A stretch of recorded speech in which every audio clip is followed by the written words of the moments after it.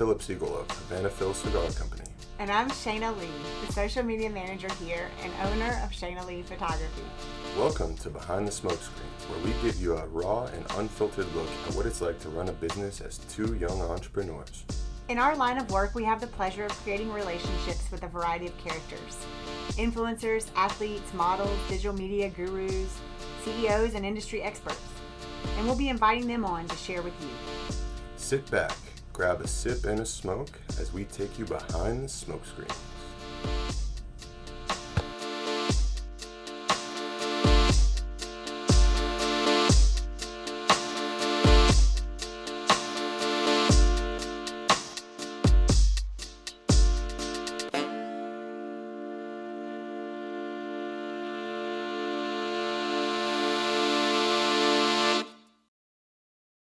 Cool.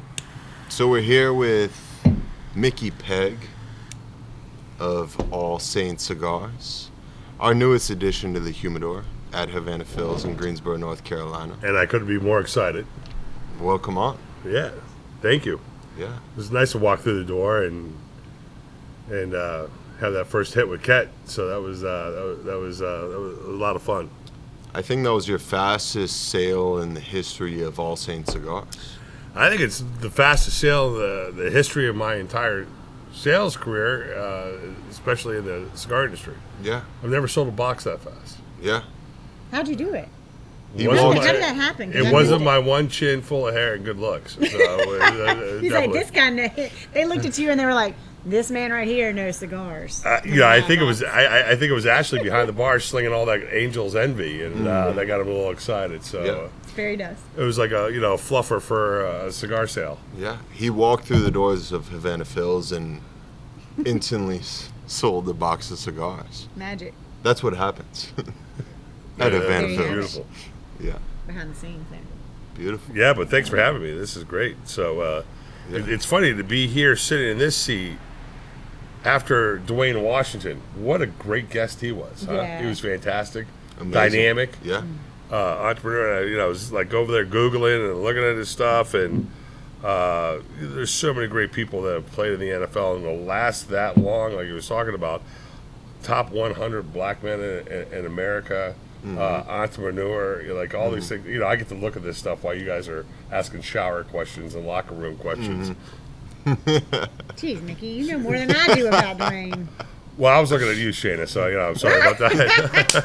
I'm just here because I'm pretty. No, I'm just kidding. And no, so I'm it not was. kidding about it. Sitting there, and it's funny when you I'm going to. when you travel, you get to listen to podcasts and then watching them. And I'm sitting there, and it's funny because I was listening to the podcast on the way in with Boofy, a man everybody loves. And he was talking about golden showers, with the face and the thing, and I saw his signature in the bathroom. And I go, after you guys asked me to spend a little time with you, which thank you very much, I'm like, okay. And then listening, and then going to the other extreme and listening to Dwayne Washington. The ultimate professional. Oh my God! Yeah. It's and that is definitely the philosophy of this place and behind the smokescreen. So Yeah. it's a real treat to be here. So It's thank just, you. Yeah, it's just the diversity and the unity that we create with cigars. Right. And it brings everyone together. Whether you have an eccentric person like Boofy, Right. or you have a strictly professional person like Dwayne Washington, Right. and it just, you can just feel the difference and dynamic, and you get to see there behind the smoke screens, Right. And that's why we kind of created this podcast, because we wanted to know how everyone deals with their shit on a daily basis, and now we come back to you. Yeah. You're a brand new cigar brand, Yes. cigar line, All Saints Cigars, Right. and it's like how you were releasing your product during the pandemic, and Yeah. and we go back to the question of how do you handle that pressure? How do you handle that controversy That and challenge, power that what a through challenge, that. yeah. Yeah, so it's interesting because, we had a couple hiccups. And, I call them hiccups. And simply, it started with that Latin term. We did a little marketing on this. We wanted to make it a little fun. So if you look at the Latin, that's all our bands and a lot of our nomenclature. Ignavius Audit Dominus.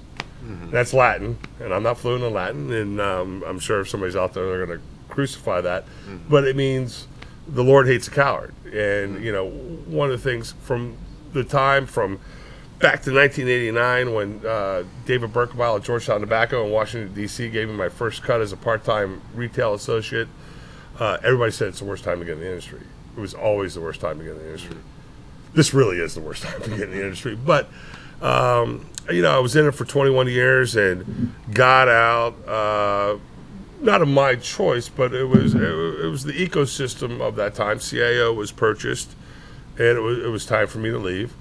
And I was living in Nashville at that time, and I went back to Havertown, right outside of Philadelphia, and I started working for Lincoln Financial, wholesaling mutual funds through retirement plans, and they have an office right here in Greensboro. Yeah, they're big here.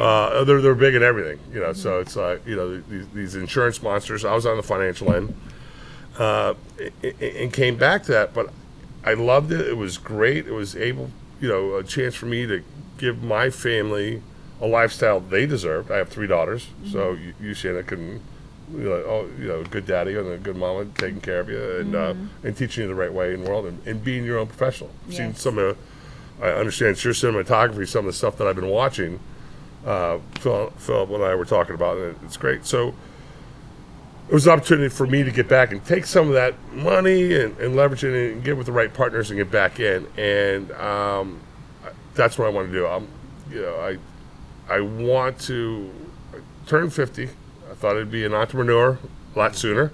Mm-hmm. They come in all ages and times, in all different. But now was the time for me to do it. My wife was excited. My bride, as I affectionately call her. After 21 years of marital bliss. Well, I don't know if she would agree with that. And 3 beautiful daughters. She probably would. And my daughters were really excited because they were happy. Selling mutual funds was great, and retirement plans was great, but it just wasn't fulfilling something that I had already put so much time and effort into. So that came to be. Really, this project should have started a lot sooner. So it was about 2018. I was really thinking I was going to spend a lot more time in the factories. Didn't go down there. Sandinistas were acting up and having a hard time with tourism and just being down there, and then this. So this actually cigar that you guys smoked tonight was rolled. It's box press. That's kind of funny. In February of 19, boxed in February of 20, came in. All Saints Cigars. We're going to do a press release on St. Patty's Day, our favorite saint. If you can't tell, thank you, Ashley, for a wonderful night tonight. And we were excited for this press release and get it out and take it off the market. It'd been out and had a chance to run it Phil with Sammy. I don't know, what trade show was that? Was that 18 or 19? I can't remember. 19, I think it was, it was 19. Yeah. And just talking about what we were working on and, have a chance to get it, and then COVID happened. I just got back from the factories at the end of February. I was actually trying to go back down, and thank God I didn't, because I would have been stuck down there for a little bit.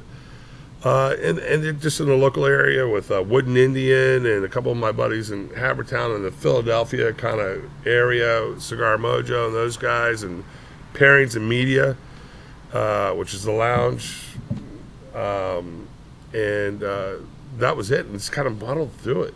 We knew that we were going to have what-if moments. They came a lot sooner than we thought.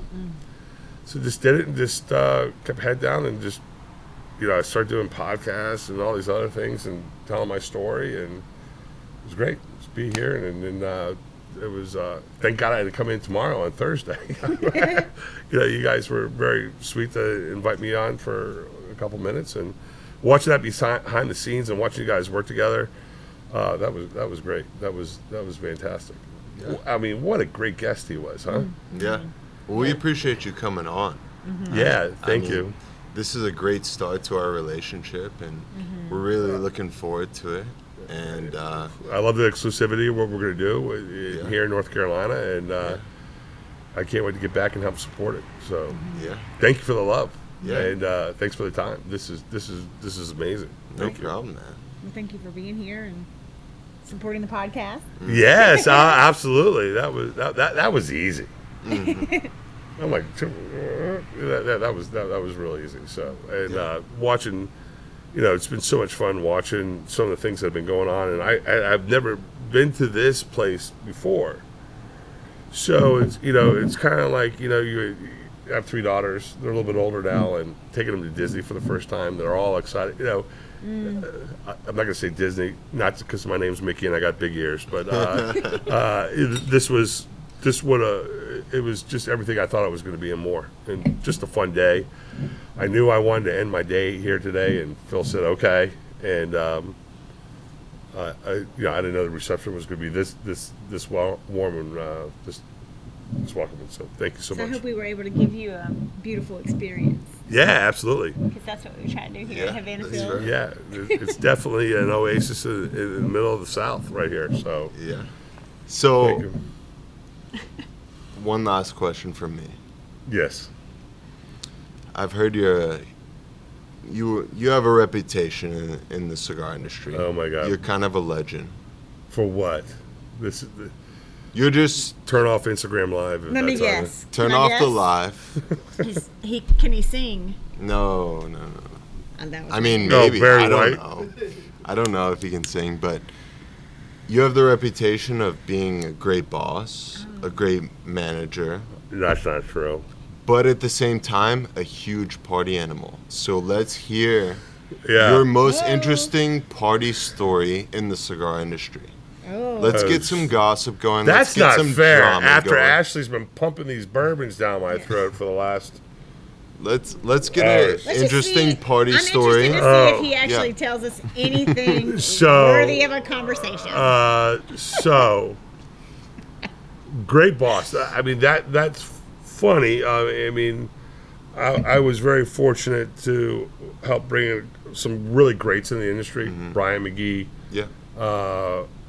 To Miguel showed out. Like, look at him.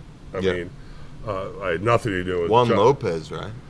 Wani, no. I mean, Wani's he's a great leader himself, and I love what he's done. So Barry Bennett up in New England, unfortunately, a couple guys have passed away, not from smoking, but yeah. So a couple guys, Bud's Bedouin over on the West Coast, handling the Southeast and doing great things down there, or Southwest California. Yeah. I was like, man, you it's funny you say that. They're like, you were a dick, but I liked you. And I'm like, what do you mean? Like if you showed up, you didn't know the blends. Now remember, not blends as we talk about them today, where we get into Condega, Seco, Lajero, primings, and all that. Back then, it was like just know the anatomy of the cigar from a very top level. Yeah. Like, Right. where's the origin? Yeah. Where was it fabricated? What's the wrapper? What's in the binders? What's in the filler? Right. That's it. And if you didn't know that, I went apeshit. Yeah. And so I got a little bit of that. But yeah, I'm like, hey, listen, we had a hard day today, whatever. Let's get out and grind it. Tomorrow's, going to be a great day. Mike Condra always said, when you talk to your guys, take a coaching methodology to it. That's what we talk about, the dedication. There's different names for all the different. Batola's in there, and coach is one of them. Like, what did you do great last week? How can we emulate it? What did you do bad, and how can we improve it? Very simple, very topical. Yeah. So, I kind of took that approach with the guys. But at the end of the day, when we're going out, why I got in this industry, Davidoff comes to me and says, I was at Georgetown Tobacco. We need you to cover basically Maryland to South Carolina. The territory got bigger for a while. and you got to go visit tobacco shops, and we're going to pay you. We're going to pay for your hotel. We're going to pay you with an expense account, and you're going to smoke cigars, but you got to grow the sales. I'm like, are you freaking? And I was trying to chase a career in politics or go to Wall Street at that time, coming out of Catholic University of Washington D.C., and I'm like, this is too good to be true. Got to do this. So back to that question. Got to have fun at the end of the night. Always have, like tonight on a Wednesday night, come in here and have some bourbons and have fun. Yeah. I would say the craziest story, and I can't believe I'm going to tell this story. Yes. Because I'm not going to say that because I can't stand this guy anymore. But No name. he was my replacement when I got promoted to national sales manager. So part of the thing when I went to CAO was like, it's always like a brew baker. We're going to bring you in as a rep. And then in about 6 months, we're going to talk about next steps. Yeah. Get the next steps. And one of the things I did is I didn't hire, for the most part, inside the industry. Or I didn't hire other reps. I didn't try to steal other reps from other companies. I got other people like, you got a propensity to travel. You like cigars.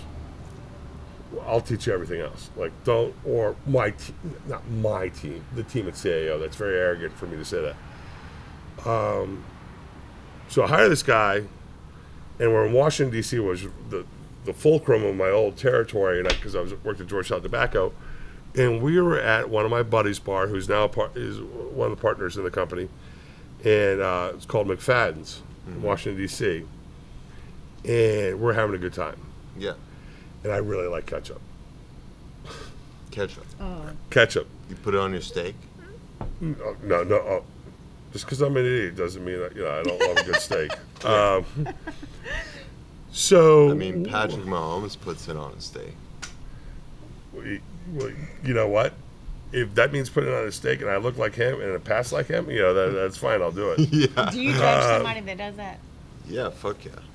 I would too. I'm trying not to judge people because we're not supposed to judge people, but if you put ketchup on your steak, I'm gonna be like. Where are you eating? Well, Also- no, it is COVID. So Also, if you cook your steak, like, if you go anything. nobody over, makes a steak like my If you go bride. anything over medium, I'm gonna be like. Oh no! So my bride makes a steak and she just puts it in that black pan or whatever that thing's called, and just butter and sauce and Cast iron. No, so we were sitting there and we're having a I good might judge a time. little bit. And I think we were doing some kind of, and the place was kind of a rager kind of place, and Maker's Mark was there, and they were waxing the bottles, and it was this great interaction. And I was a Maker's Mark fan at the time because got to do some stuff when I was I'm at CAO in this story, but I got to meet Bill Samuels during the day when I was at Davidoff, going out to Lexington, Kentucky, when he was still the owner of Maker's Mark. And I was really hungry. And remember those short little fat bottles of ketchup that they put on? Yeah. So I pick it up, not thinking anybody's looking, take the cap off, chug it, throw it down. The guy I just hired to take my spot because I was going up to national sales manager, looked up at me and he goes, "You're my fucking manager?" And so I was like, I guess, and I was still kind of in a celebratory mode of myself. So maybe that was a crazy story. There's a lot of Vegas stories that circulate out there. Yeah.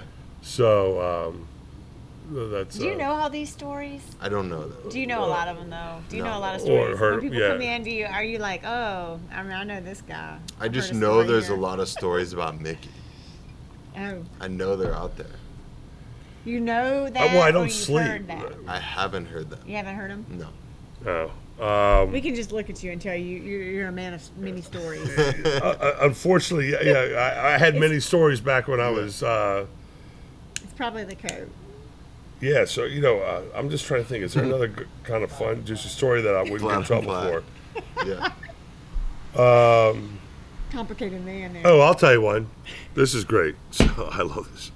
I won't tell you the places we went. So I'm working for it's Davidoff story, and Jeff Lee and all these guys. These guys were all Johan Juicy. Swan. Nobody was in leadership at this point with the Johan company. Swan. Johan Swan. best looking guy in fucking cigars. I fucking called him today. I just talked to him a couple weeks ago.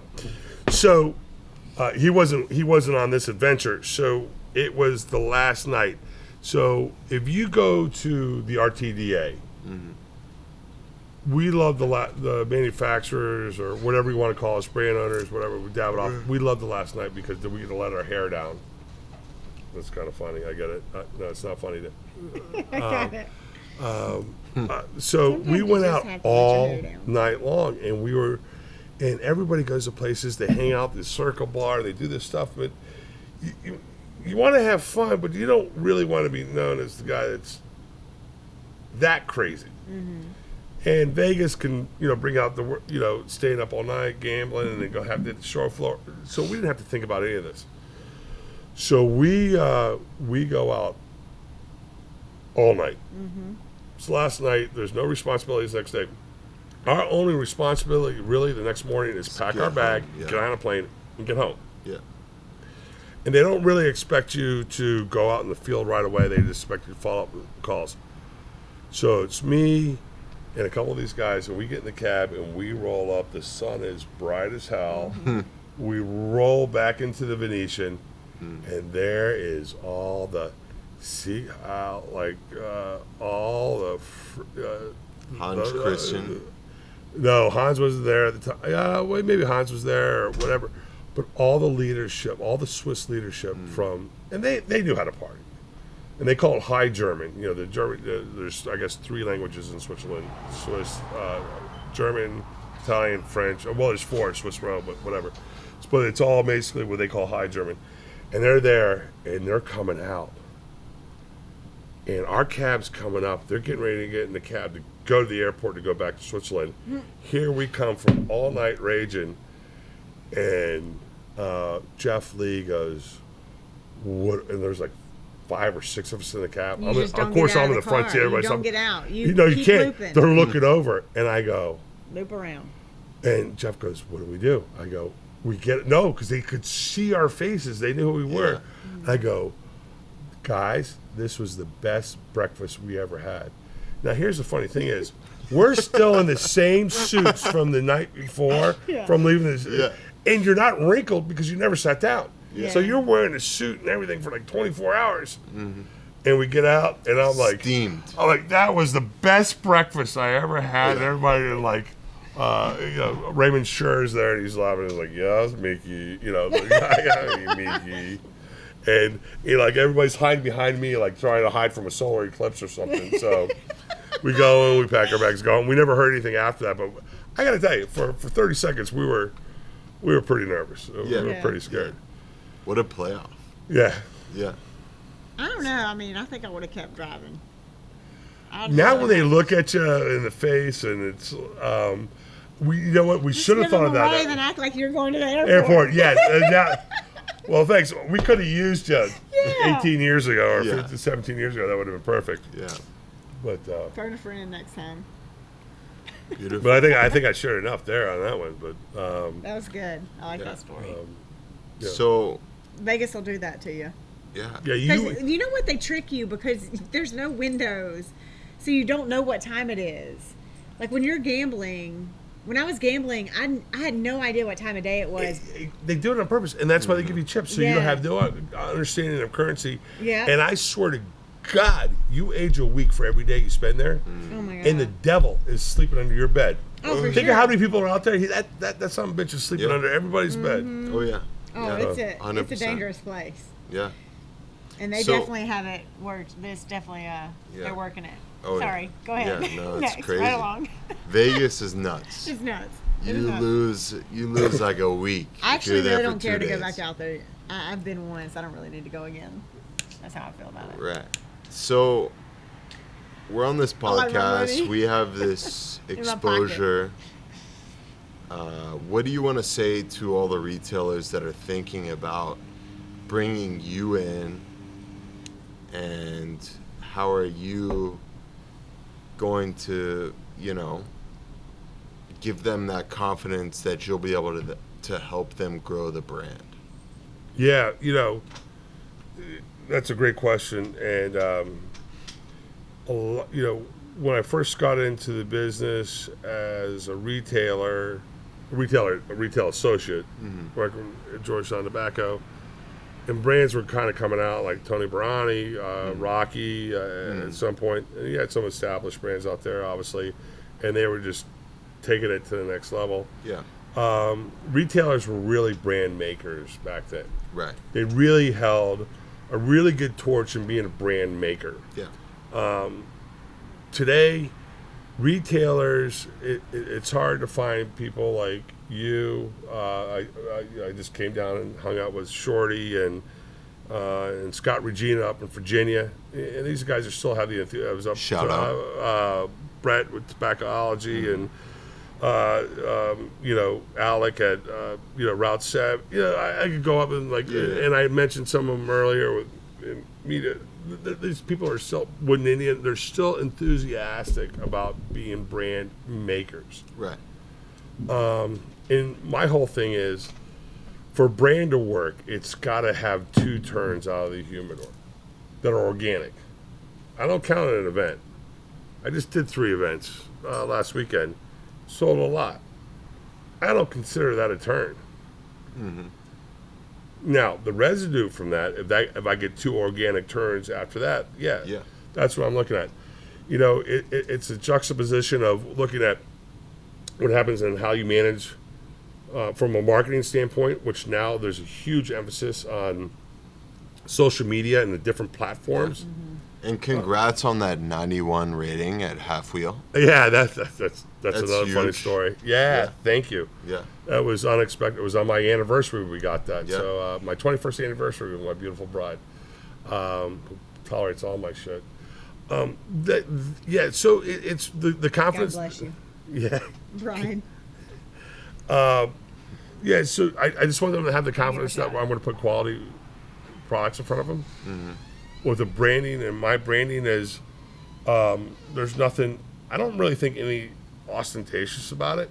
I've always liked, I keep saying simple, and I got to quit saying simple because that's not just a good term, but clean and crisp. Yeah. You can probably tell where that came from. From my Davidoff days, I like that. I want something to be. I want it to be a stable in the consumer. No disrespect to anybody in the process that sells it to the consumer. Mm-hmm. Consumer is the number one priority for me and the company. Yeah. But we're going to respect the venue and the conduit that it gets there. And brick and mortar means a lot to me. That's where, I named one of the shapes after David Berkebot. Yeah. The Berkey. Yeah. So they have that confidence, and we're going to grow, and find the right people to be a part of it.